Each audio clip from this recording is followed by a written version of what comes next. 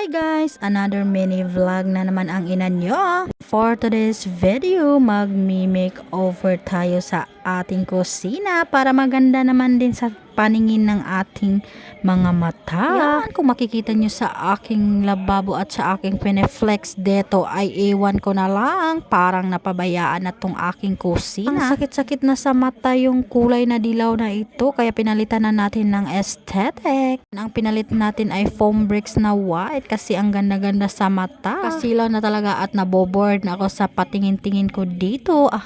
Ba naman yung araw-araw yung titingnan yung kulay na dilaw kaya nasisilaw na talaga yung ating kamatahan. Kaya ayan, minikover ko na para maganda naman ang kakalabasan nito. Na talaga napigilan kaya napa-order na ako sa Yellow Basket. Tagal-tagal na to naka-add to cart kaya ngayon ko lang din to na-order. Napag-isip-isipan ko na i-makeover ko tong aking kusina para maganda naman sa mata at gigising tayong maganda sa umaga. For today's video, ayan, naka-makeover na tayo at malapit na tayong matapos dyan. Kung napapansin nyo dyan ay hindi yan ang aming lumang bahay, yan ay boarding house na kasi nga lumilipat na kami.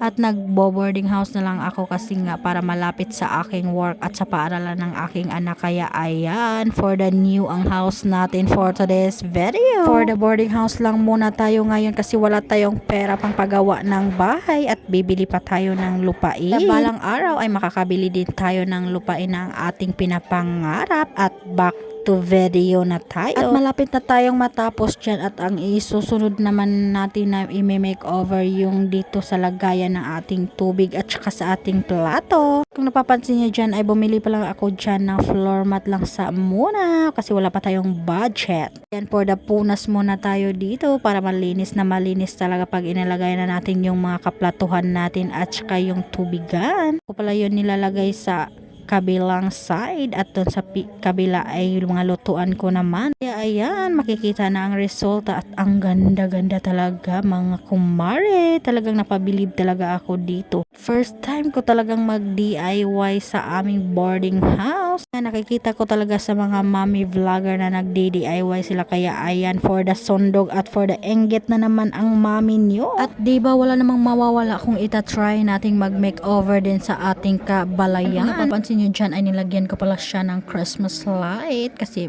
para bongacious ang ating kusina. Kaya ayan, for the go. Ayan, for the transformation at tapos na talaga dito banda. Gigising na naman tayong ngiti yung ating mga kamatan kasi napaka super ganda. Hanggang dito lang. Kaya bye bye. Thank you for watching.